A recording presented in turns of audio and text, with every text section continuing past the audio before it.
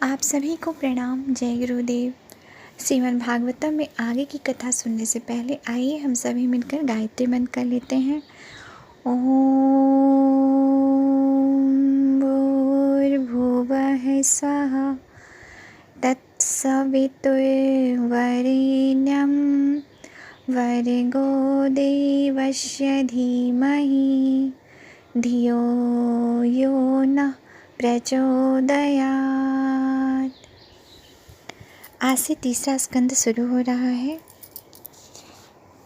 पिछली कथा में आपने सुना, विदुर जी कहते हैं, उद्धव जी, पुराण पुरुष बलराम जी और श्री कृष्ण ने अपने ही नाभि कमल से उत्पन्न हुए ब्रह्मा जी की प्रार्थना से इस जगत में अवतार लिया है। वे पृथ्वी का भार उतारकर सबको आनंद देते हुए अब सुखदेव जी के घर कुशल से रह रहे हैं ना? ये प्रश्न विदुर जी ने पूछा उद्धव जी से। आगे सुनते हैं। प्रियवर, हम कुरुवंशियों के परम सुहृदय और पूज्य वसुदेव जी, जो पिता के समान उदारतापूर्वक अपनी कुंती आदि बहनों को उनके स्वामियों का संतोष कराते हुए उनकी सभी मनचाही वस्तुएं देते आए हैं, आनंद पूर्वक है ना?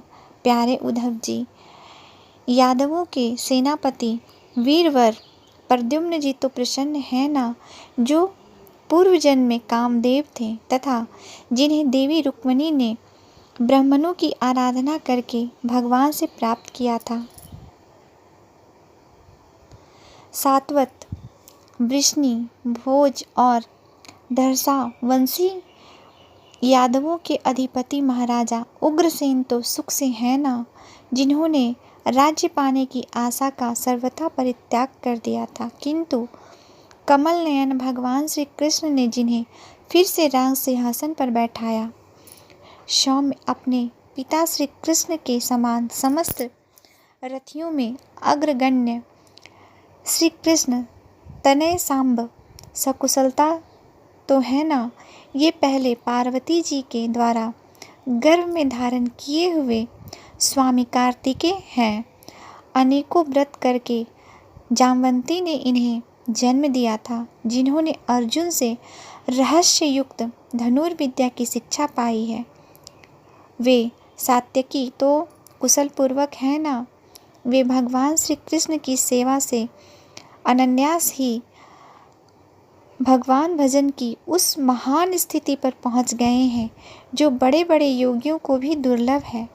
भगवान के शरणागत निर्मल भक्त बुद्धिमान अक्रूर जी भी प्रसन्न हैं, जो श्री कृष्ण के चरण चिन्हों से अंकित ब्रज के मार्ग की रज में प्रेम से अधीर होकर लौटने लगे थे। भोजवंशी देवक की पुत्री देवकी जी अच्छी तरह से है ना, जो देव माता अदिति के समान ही साक्षात विष्णु भगवान की माता है। जैसे वेदत्रयी यज्ञ विस्तार रूप अर्थ को अपने मंत्रों में धारण किए हुए रहती है, उसी प्रकार उन्होंने भगवान श्री कृष्ण को अपने गर्भ में धारण किया था। आप भक्तजनों की कामनाएं पूर्ण करने वाले भगवान अनिरुद्ध जी सुखपूर्वक है ना, जिन्हें शास्त्र वेदों के आदि कारण और अंतःकरण चतुष्टय के चौथे अंश मन के अधिष्ठाता बतलाते हैं। सौम्य स्वभाव उद्धव जी अपने हृदयेश्वर भगवान श्री कृष्ण का अनन्य भाव से अनुसरण करने वाले, जो हृदय सत्यभामानंदन, चारुदेशन और गद आदि अन्य भगवान के पुत्र हैं, वे सब भी कुशल पूर्वक है ना? महाराज युधिष्ठिर अपनी अर्जुन और श्री कृष्ण रूप दोनों भुजाओं की सहायता से धर्म मर्यादा का न्याय पूर्वक पालन करते हैं ना? मैं दानव की बनाई हुई सभा में इनके राज्य वैभव और दबदबे को देखकर दुर्योधन को बड़ा डाह हुआ था। अपराधियों के प्रति अत्यंत असहिष्णु भीमसेन ने सर्प के समान दीर्घकालीन क्रोध को छोड़ दिया है क्या? जब वे गदा युद्ध में तरह तरह के पैतरे बदलते थे, तब उनके पैरों की धमक से धरती डोलने लगती थी। जिनके बाणों के जाल से छिपकर किरात वेशधारी अतएव किसी की पहचान में न आने वाले भगवान शंकर प्रसन्न हो गए थे। वे रति और युद्धपतियों का सुयश बढ़ाने वाले गांडीवधारी अर्जुन तो प्रसन्न है ना। अब तो उनके सभी शत्रु शांत हो चुके होंगे।